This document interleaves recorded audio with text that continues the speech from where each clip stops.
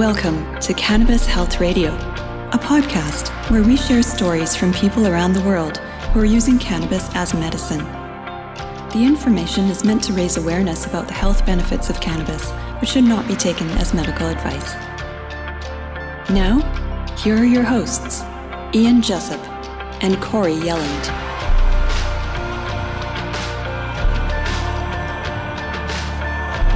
Welcome to another episode of Cannabis Health Radio. I'm Ian Jessup. And I'm Corey Yelland. It's not often we get to interview someone who is using cannabis during pregnancy.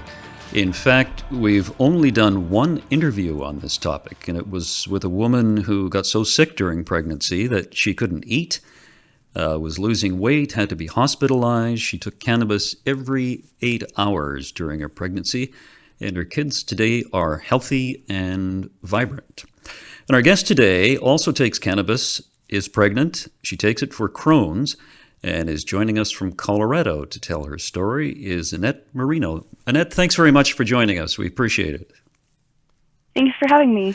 Were you taking cannabis prior to getting pregnant? I was. It's kind of a funny story. I actually think that cannabis helped me get pregnant as well, but I was a cannabis patient prior to getting pregnant. Fantastic. Now, tell us about your use of cannabis during pregnancy. So right now I have a protocol that I use daily where I use a combination of edibles and FICO to control my symptoms. I probably do a green-sized dose of FICO 3 times a day with a larger size at night. I take about 100 to 200 milligrams of edibles in the morning time and in the afternoon as just like a kind of my daily dose. And then I also utilize concentrates to control any sudden symptoms that I have. Sometimes I have nausea or cramping that comes up.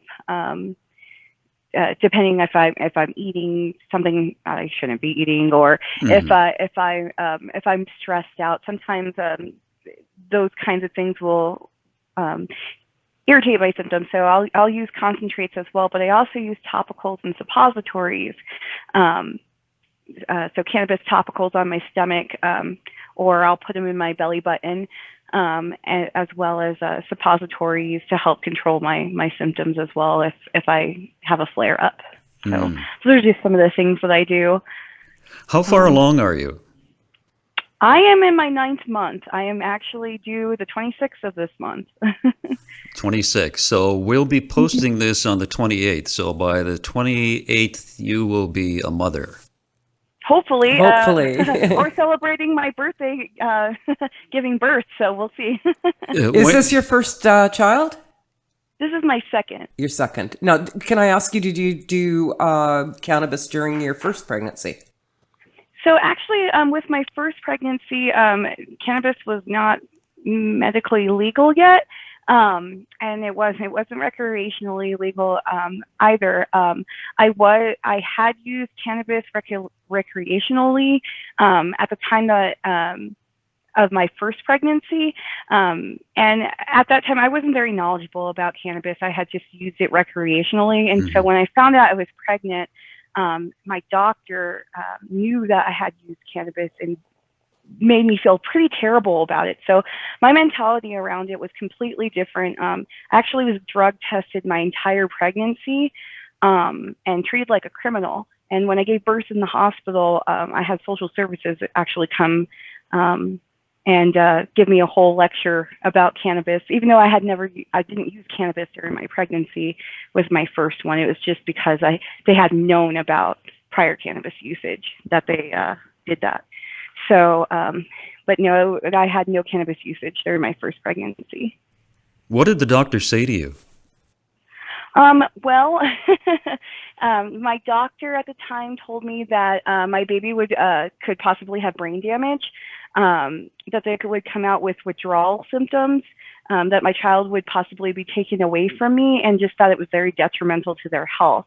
That was those were the blanket statements that were just said to me. And at the time I was 21 and just kind of a kid, and I in a situation where I was surprised having a baby, and so I just kind of took that to heart and really felt like I'd done something wrong, actually, back then.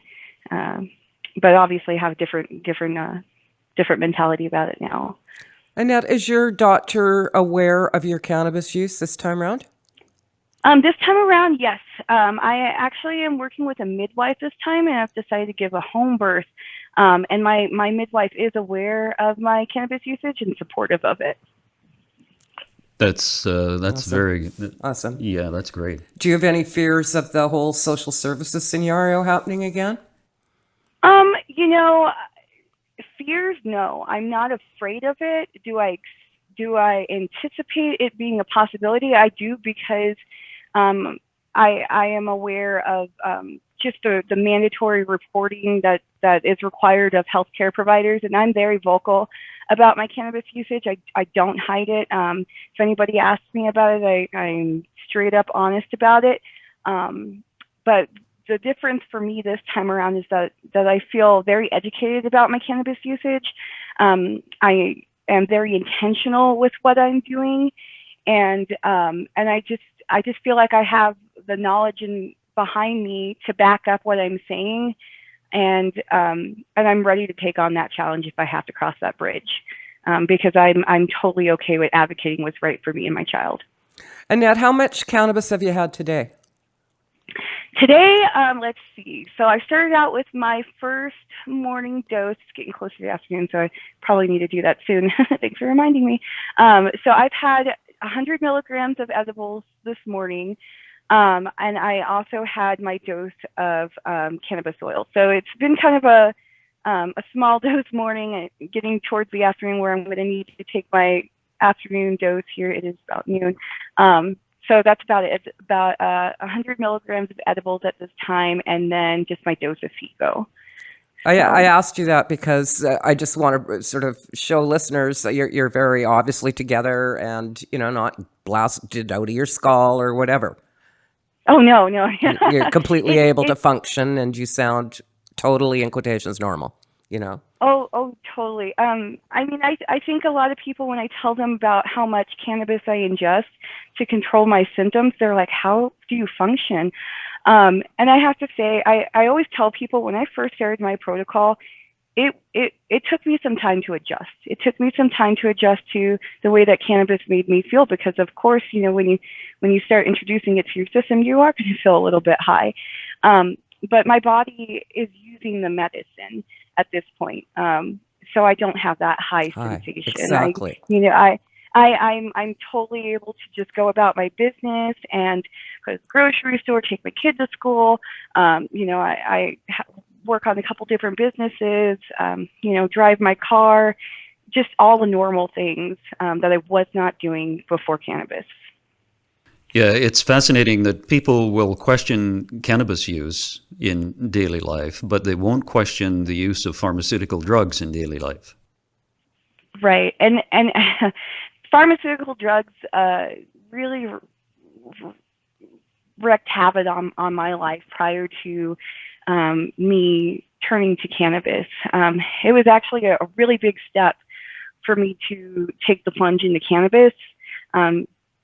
Partially because of my experience when I was pregnant, and just feeling like the stigma behind it. Even here in Colorado, there's still a little bit of stigma being a cannabis patient. And in the world that I lived in prior to becoming a patient, I did not know anyone who really was a cannabis patient. And if they did, they kept it really quiet. Mm-hmm.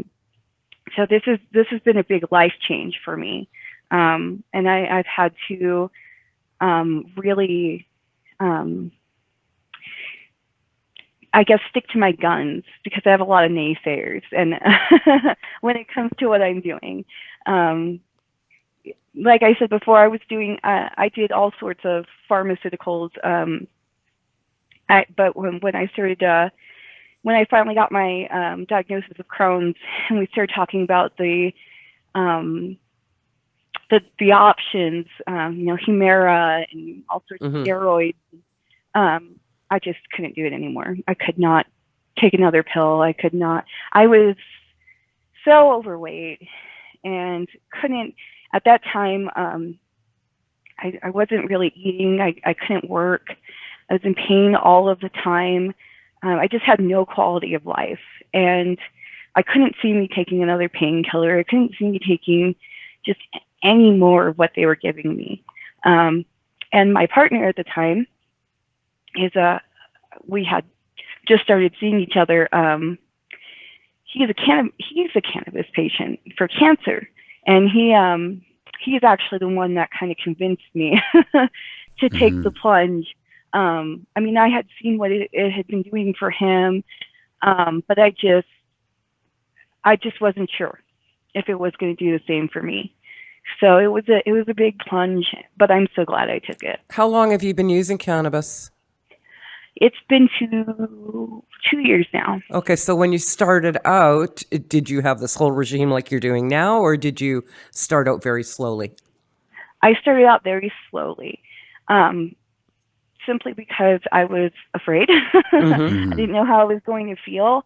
At the time, I had a government contract job, so it was very, very frowned upon what I was doing. Right. What did you use and it first? Was a big, what did I use first? I used FICO first. It was the first thing I ever used. I started out just using just the grain size dose for it. Okay, so high THC? And that, high THC, not so much. It was a 1-to-1. Okay, so 1-to-1 THC CBD basically.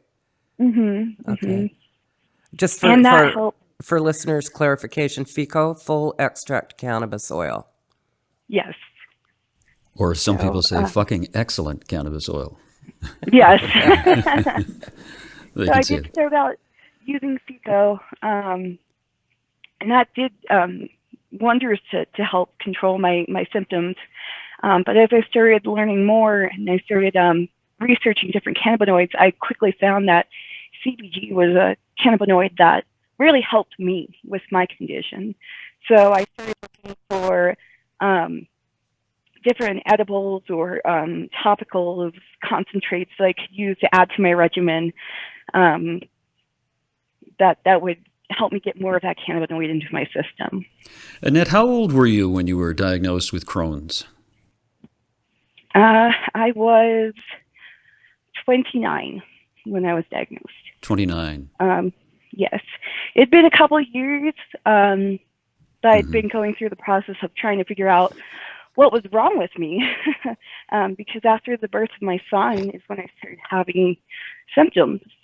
I see. Okay.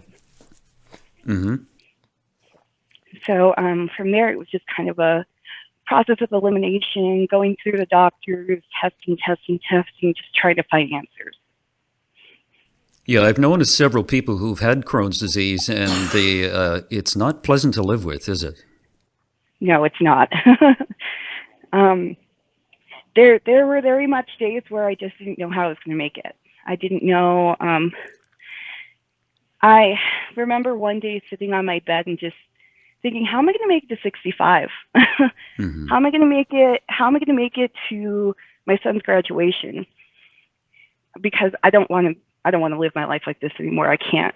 I was so miserable. I was in so much pain all the time that it took a toll on my mental health, and I just couldn't see myself continuing to live my life the way I was living it.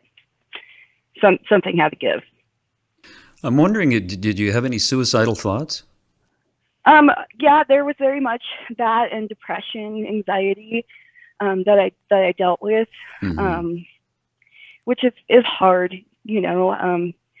But when you're sick all the time, you just can't. I got to the point where I couldn't get out of bed.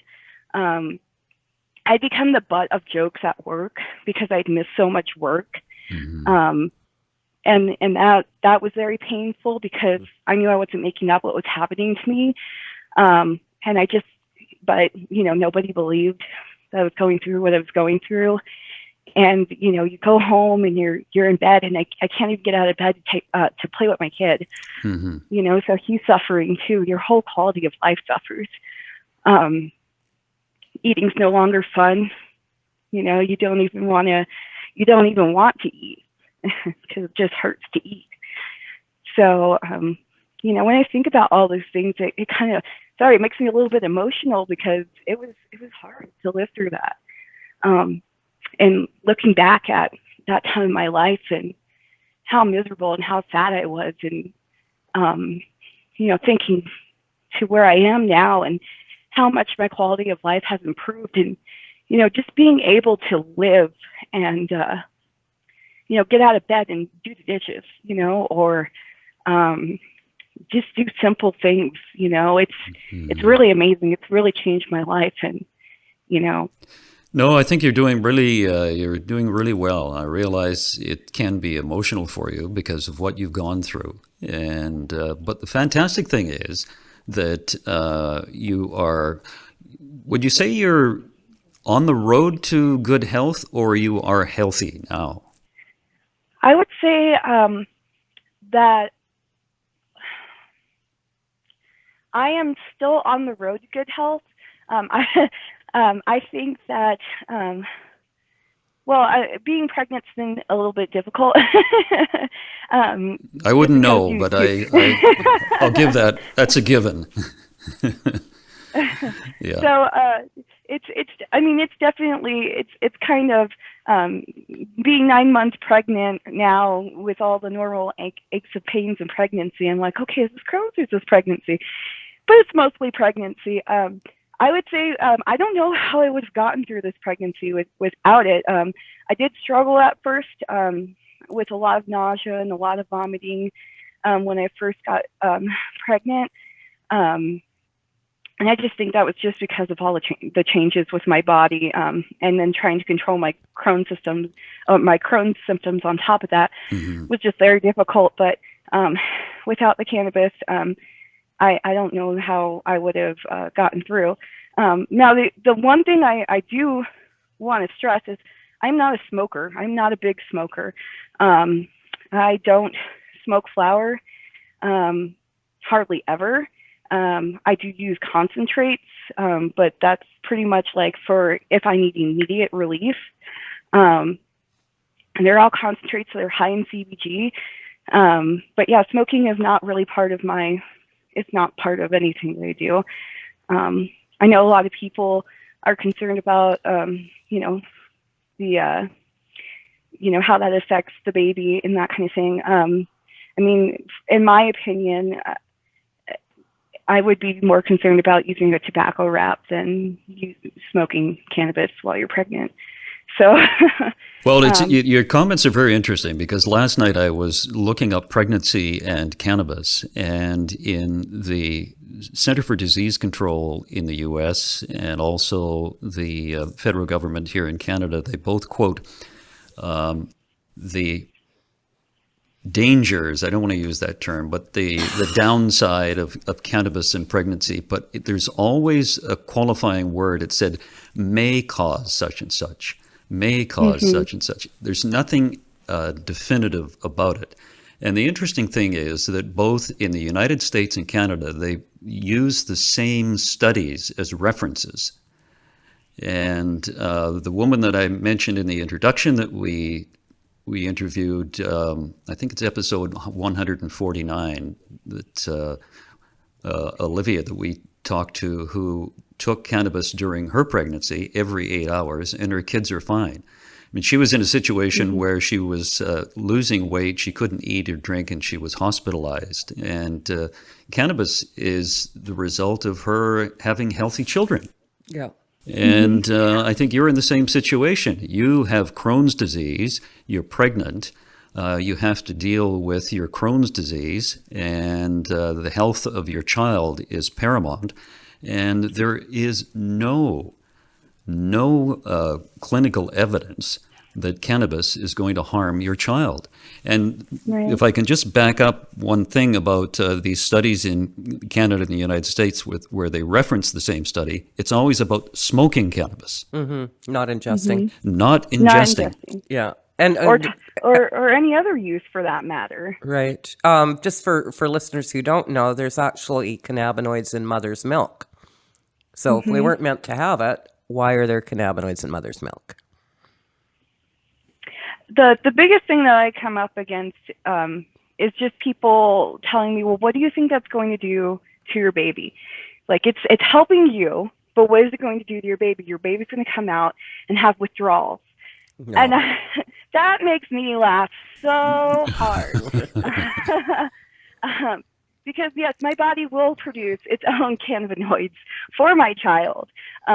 So, you know, the thought of my child coming out and having a reaction as if they were, you know, hooked on some sort of drug, you know, like if I had been taking meth or I don't know, just whatever, you know, that my child is going to somehow be stressed out from that. And I just think that's ridiculous. That's just people that haven't done their research. Yeah.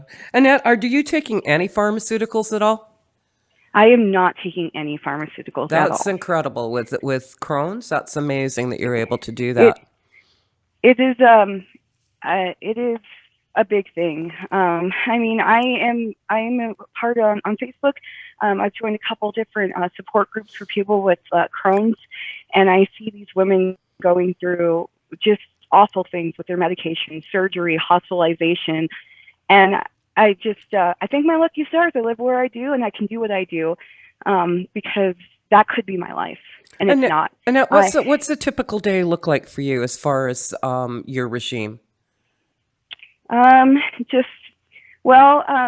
I mean, usually I wake up pretty early in the morning because I do start having symptoms relatively early, probably about 3 or 4 in the morning. I'll get up and I'll take a dose, usually have a little bit of a snack, go back to bed, wake up, get my kiddo ready for school. When he's getting ready for school, I'm usually popping my gummies and, you know, getting things ready for him to go. If I have to, you know, take a couple jabs because I'm nauseous or something in the morning, I'll do that. Take him to school, come back, get my day started, and usually I'm just going about my business. It's pretty much it's kind of, you know, like if you were just grabbing something out of the medicine cabinet, doing it really quick, and then moving on with your life. So it kind of just slips in throughout my day. I'll just, you know, grab my edibles or whatever it is that I'm taking, and just grab them and go as I'm just kind of going about my day. Usually I could be out running around doing all sorts of errands, but I'm constantly on the go. So my regimen is just like really quick, just grab this and take it real quick and go. Yeah, I was just trying to get a sense of how much you use, et cetera. Yeah. You know, there's my biggest thing is trying to make sure that I'm taking them at like the right time every day is kind of my downfall, what I struggle with my protocol. And that's probably one of the reasons why I still have issues with symptoms, is because I start feeling so good that I forget to medicate. And then I'm in trouble later because I'm like, oh yeah, you didn't medicate. You should probably go do that. So I guess the cannabis works a little bit too well for me because I tend to forget I'm sick sometimes. And then it's just you know, a matter of, well, we got to kind of get dosed back up so we're not feeling so bad. But do you know what, Annette? Just throughout the day. Your baby's not going to come out crying. It's going to come out laughing. I hope so. I had a really happy baby the first time around, so I'm hoping to have another really happy baby. So I'm just really excited. Yeah, you're in a kind of an interesting dilemma where you have Crohn's and you don't know whether it's pregnancy issues you're dealing with or Crohn's disease. So you're in a bit of a balancing act, aren't you? It is. Sometimes, you know, usually when I have my Crohn's symptoms, I'm pretty used to them now, so I can recognize them. But every once in a while, it's like, okay, is this a baby or is this my tummy? I can't tell. Just because we're getting to that point. So is it? Yeah. So this is your second child. Are you going to have more? No. No. This was a surprise baby. Actually, I was suffering from PCOS and infertility prior to utilizing cannabis. Mm-hmm. Well, we had a woman who couldn't get pregnant, and we interviewed her, and the couple actually broke up because he wanted to be a dad. And it was the day afterwards that she found out she was pregnant. Oh wow! Now they've got 2 children. Yeah, we were not planning on any more babies. I really believed I was not going to have any more babies, but it wasn't possible. My doctor had told me before, forget it unless you do in vitro or something like that. It's not going to happen. And surprise, we have a baby on the way now. So, thanks, Cannabis. Yeah, that's great. Now, you said that at one time you were overweight. I was. Did you lose the weight as a result of using cannabis, or is it just a normal process of dealing with Crohn's? I believe that part of it was I did start losing weight when my Crohn's disease was at its worst. That did start because of vomiting and not being able to eat and that kind of thing. But I really started losing the weight after I started using cannabis because I did a whole lifestyle change too. So I completely changed the way I was eating. I didn't do any fancy diets or anything like that. I just started shopping for things that were organic, trying not to eat processed foods, not going out to eat, monitoring my sugars, my salts, that kind of thing, and just trying to figure out like what I could eat without hurting myself. And it just seems like with Crohn's, there's all sorts of diets that they recommend to you. Eat this, don't eat that. And for me, it was like, forget it. I will just process of elimination, figure this out. What is okay for my body? What works for my body? And so I pretty much know what I can and can't have now. And then I just started going outside and being active. I had a very sedentary lifestyle before because I was a driver. So I changed my career. I quit my job and I joined the cannabis industry, and that way I could have access to my medicine without worrying for my livelihood. And then I started hiking. Since we live in beautiful Colorado and there's so many wonderful spaces that I can go out to for free, I just started hiking. And you feel great now. And I feel great. I feel the best I've felt since I gave birth the first time. I haven't been in this good of shape in that many years, and I'm very optimistic towards my future. I mean, before I was looking at, I don't know how I'm going to make it to 65, and now I'm just like, wow, like I just don't know. Like the future is limitless at this point for me.